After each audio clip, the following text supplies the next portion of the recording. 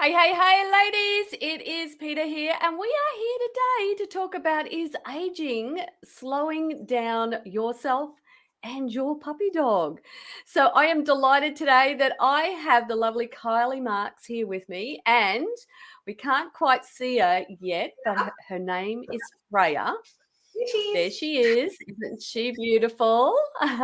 And so we want to talk about how aging impacts not just us, but it impacts our beloved dogs and cats. And so there are different things that we can do to actually help ourselves as well as help our animals. So, welcome, Kylie. Lovely to have you here. Thank you.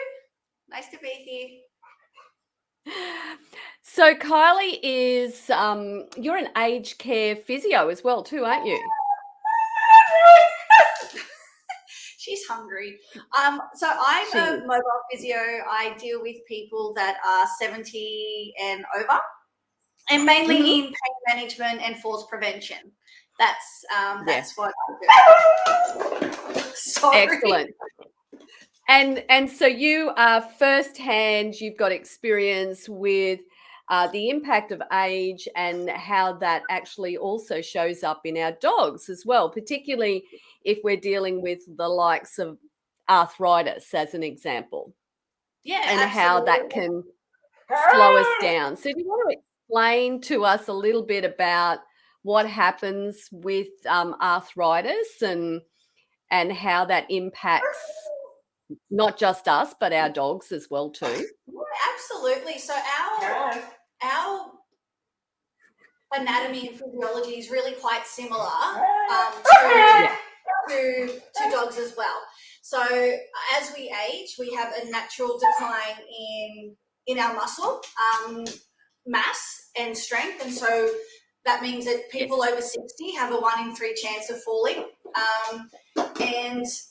and because of that as well, if you have arthritis, the pain inactivates muscles and makes those muscles weaker, and there's that downward spiral. She's so vocal this morning. Yes, I know, but can Mama's trying to speak, darling? And arthritis is the same in dogs and humans. Our joints, not only the cartilage is damaged, but our cartilage is damaged. Our our joint fluid, our joint capsule. There's lots of things that are exactly the same process in dogs as there is in humans as well. Yeah, absolutely. We all have similarities. I mean, I have horses and cows and cats and, all sorts of animals here. So, yeah, it definitely does. We start to firstly realize that we are seeing some impact from age because we slow down a little, and we may not notice it at first, but then all of a sudden it's like, oh, hang on a minute, I'm just moving a little slower. It's taking me a bit longer to get that walk done. Or what I'm noticing is, picking up groceries as an example and getting them into the car. I used to pick up, two bags in both hands, and now I'm only doing one bag in one hand. So you start to notice that movement decline as well as that strength decline that you just mentioned there. And it really is about that muscle loss, and when we have that muscle loss, that definitely impacts like our bones. And of course, then that then just impacts our ability to be able to move, because our bones are not as strong, our muscles are not as strong, and so therefore we just feel it all over. And so one of the things that I'd love for you to be able to show us is, particularly for a dog, one of the things that we do is we really focus on that sit to stand process that you go through. And so often, when you're doing that, we disengage with our body. And it's really, really important that whenever we are exercising, we have this mind body connection, because the minute that we don't focus on it, then what happens is we don't use the muscles that we should be using to do something. And I saw this firsthand with someone that I'm working with one-on-one at the moment. And what happened is she said, she couldn't stand up from the chair to the standing position without putting her hands on her legs, just to brace herself. And I said, okay, here's what I want you to do. And so we work through this process of, where to place her feet, how to stabilize her core muscles, and then how to move through that motion, like very, very slowly, to get her from that sitting to that stand position. And, she did it and was amazed. And then, so as we went through the session together, I could see how it took, probably a lot longer. Well, it did take a lot longer to do these 5 repetitions in the first instance to what it took in the next instance. So, and she just got stronger and stronger. And I know yesterday she checked in and she said, I got to 8 reps today, and, super proud of herself. So that's amazing, because when you do learn how to move your body and connect with your body, it helps. It helps all day, every day. And so what I'd love for you to show us how you do that with like an aging dog. Like, what type of process would you go through?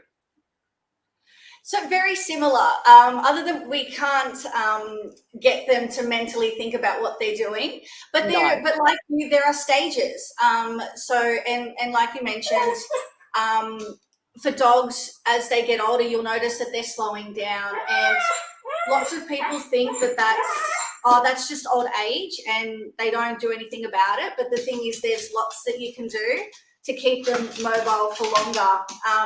So once you start noticing that slowing down in your dog, so they're lagging behind in their walks, they might be limping or stiffness, then these exercises are really important to do, because we want to strengthen those muscles to keep them moving for longer. So the best way to do that, so sit to stand is one of my favorites for dogs. It's fantastic for their hip, for their hip strength. And the way that we do it is in just progressions of 5. So I'll get Freya to show you. So we come, we say, I'll just get her to sit. Okay. Then come, sit, come, sit.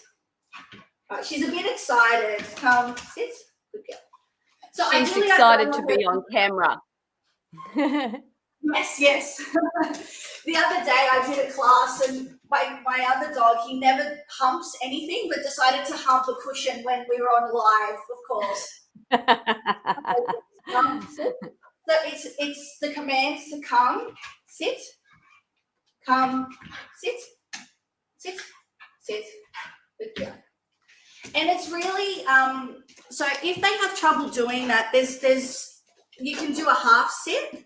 So you can say get them on a step and get them to put their bottom on the step. So if they have struggled getting up from the floor, so it's similar to humans, we can increase, the height of the chair, and foot positioning and body positioning is so important for a human sit to stand too. But yeah, so you graduated. We just did about 7, and you just increase it by lots of 5 every week or so that you're working up to about 20 or 30 a day. But it's really important to know, like you said, your mind-body connection. We need to be their mind connection and make sure that their body's in a direct, proper alignment. Otherwise, they're going to do more harm than good. So if your dog is sitting and they're splaying their legs, that's not good form. So what you want to do is So just explain for anyone who doesn't know what splaying your legs means, what that actually is. So when they sit, so I'll try and get Freya. So you can, when she's, no, Freya, sit. So you can see that her toes, her back paws are facing directly to the front. Now, when dogs have hip issues, So if it's arthritis or a knee problem, Yes. they will splay out. So they'll be rotated out. And so those toes will be facing to the side. And so Yes, that got is it. so that's what we don't want them to be doing, that repetitive sit to stand when their toes aren't facing forward. Yeah. So you can. So sorry, keep going. So one way that you can help that is, particularly if it's one leg that's doing it, you can do it against the wall, so that that leg has to be straight because it's against the wall. And if it's both, you kind of want to do it in a narrow space so that you're forcing them to have that correct posture. It might be that you can't do as many. So it's taking that into consideration, saying, okay, if I can get 3 good sit to stands and they're showing signs of fatigue, then I'll give them a rest and not push them. So and then gradually increase it as they can.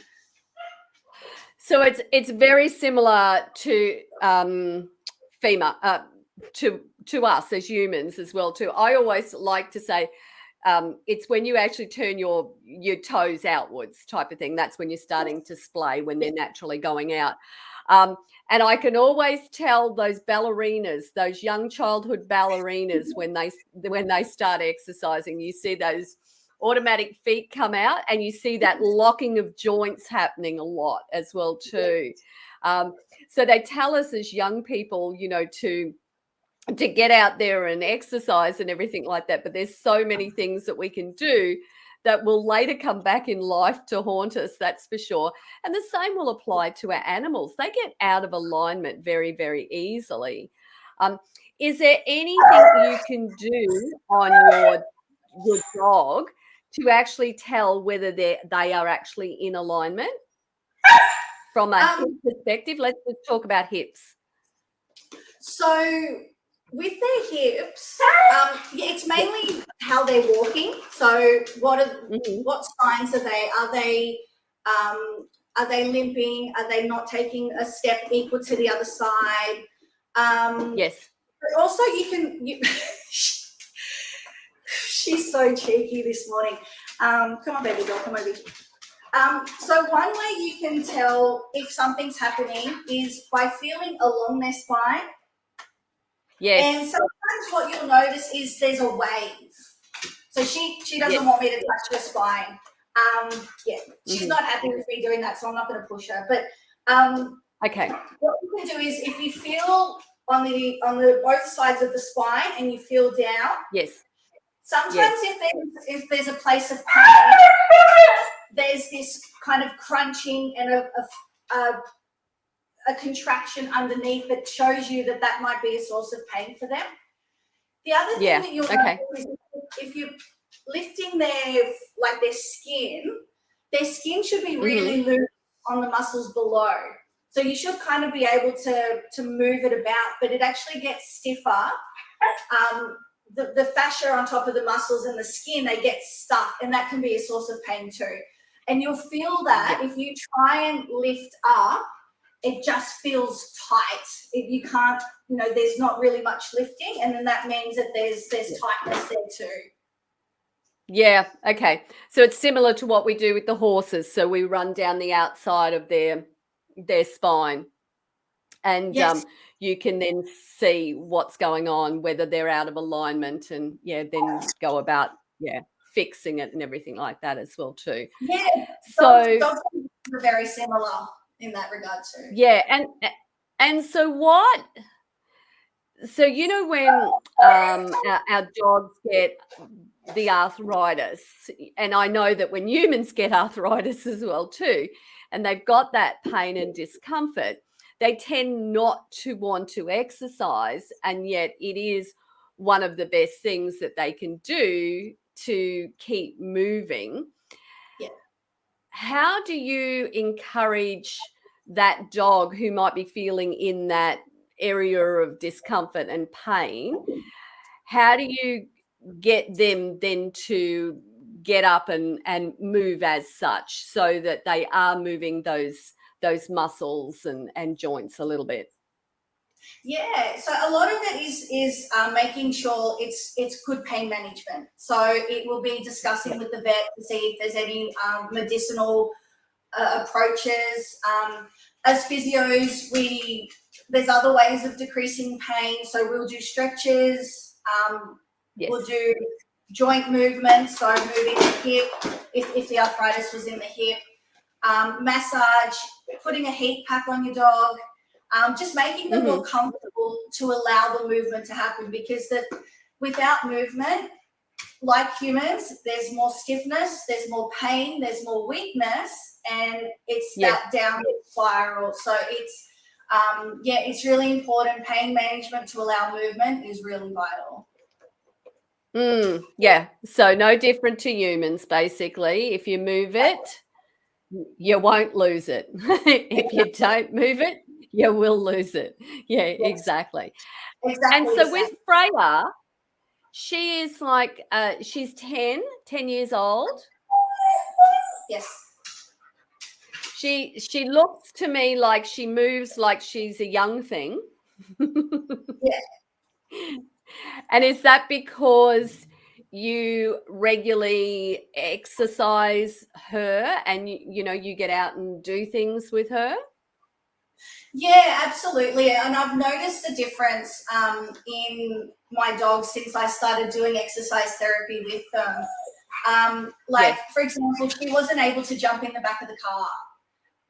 We had to lift her, but now she's got enough strength in her legs that she is able to jump up herself. So there's signs that if your dog can't jump in the car anymore, if they're really slow getting up, if they're not greeting you at the door, and then if you do these exercises and those things change, then you know that those strengthening exercises are helping. And it's she's a lot happier now. She does move a lot better than she used to. And I've got her on supplements. I have got her on some pain relief from the vet as well, but I did that just kind of to cover her just in case. And yeah, the walking every day is important to keep her joints moving, because if we don't walk her, she'll just get stiffer and sorer. Yeah.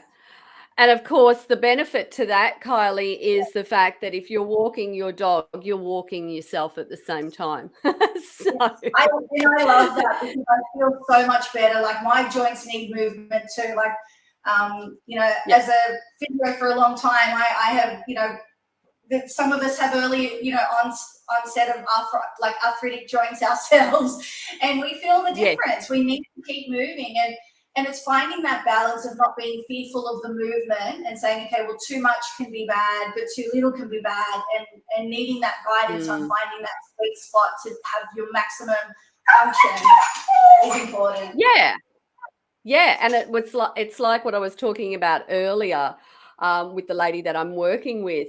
So I went, we're just going to do 5 reps, and just see. And then, there was no discomfort, no pain. And so it was then, let's increase this a little bit to see whether we have any discomfort or pain. And the answer was no. The great thing about humans and working with humans is they can actually tell us whether they have discomfort and pain. So how do we read a sign for a dog that's got discomfort and pain? So and they hide it so well. So we really have to be like Sherlock Holmes and put our hat on and our what do you call it? Investigative, yes. This thing. Yes, that thing. Yes, exactly. Perfect. And so what we need to do is see that. So on a walk, for example, as you're walking home, they'll get. So often when they start slowing down towards the end of a walk, that means that they're getting stiff and sore. Just from that, it's overuse for them. But general other signs of things like they can become antisocial. So if your dog is isolating themselves more, so usually they're with you, but now they're starting to be on the other side of the house because they're fearful of being touched and in pain. So They'll separate themselves. Yes. They might not eat or drink as well. They might become aggressive. So a dog that's usually very friendly may start biting because they're trying to protect themselves and tell you, no, I'm sore, don't touch me. So those Yes. types of signs, can indicate that like they may be suffering from arthritis. When I'm exercising my dog, the way that I tell, I look for fatigue. So I look for, are they using the muscles or are they actually compensating and using their front, like their shoulders instead of their hips, because their hips are tired. Right. And then I'm like, okay, that's, if they're doing that, it's time to stop. It's like, okay, they're tired, they've worked hard, we'll just stop there. And sometimes they just refuse to do the exercise. They're like, no, I'm done. They'll just sit down and say, yeah, I'm finished. And that's okay too. So I don't ever push the dogs. I let them tell me as well. I'll always, if I think they're getting tired or sore and I'm not sure, I will try it another couple of times. Yes, I did try. And if it doesn't work, I just let it go. Yep. Okay. Okay. That makes sense. Because I know, like my grand puppies, both of them have recently passed away, and they had arthritis, and you could see clearly some of those signs that you were talking about. How you know they still wanted to be with you, but they wanted to be a distance away. And if you went to pat them, they'd only let you, get anywhere near their head, as example. You weren't allowed to go near their bodies. Otherwise, they would just, very, very gingerly get up, ever so slowly, and move away from us. So, it's really good to be aware of the signs, and I think it's important, whether it's humans we're talking about or animals, that we notice, that slowing down, those things that I used to do or they used to do that we're no longer doing, that isolation. So all of those things are commonalities between living creatures, basically. And so when we're aware of it, then we can actually do something to help them. Now, I know, Kylie, that you do exercises classes for aging dogs. And tell me, what's that approach like? How do you go about it when you're doing those exercise sessions? What do you do? So I start with really basic exercises, just to try and like really gentle strengthening, and always let people know to keep an eye on them. And I show progressions because muscles won't get stronger if they're not progressed. So they need to be progressed at some time. Also, just teaching things like stretches, massage,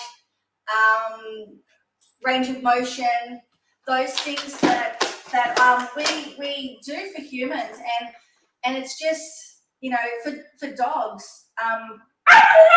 Arthritis is the second leading cause of elective euthanasia in dogs, and to me that just sounds absurd, because like I could never think about euthanizing humans because they have arthritis, so for dogs, it's like, well, we just need to be aware of it and manage it well, and then they could live longer. So that, it's like, I don't want my dogs to have to die because of arthritis. I want them, God willingly, in 10 years, her heart will fail. Like it's just trying to, just prolong their life, and exercise is such a huge part in prolonging their life. And not only for arthritis, it's diabetes, it's heart health. Just movement is good for so many different reasons. Yeah, look, movement, exercise is the single thing that you can do to prevent all of those diseases that impact our lives that you've just talked about. So, yet it's one of those things that we have those roadblocks that stop us from doing them as well too. I'm lacking motivation, I don't have time, the list goes on. But when we get over those things, those reasons, and then start doing it, we realize how much better we feel, and it really does have that massive impact on our life, and those diseases that we potentially have or that we're preventing as well too. So and so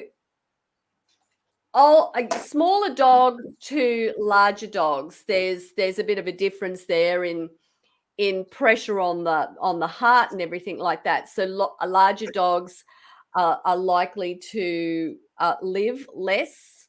Is that right? To smaller dogs? Have I got that right?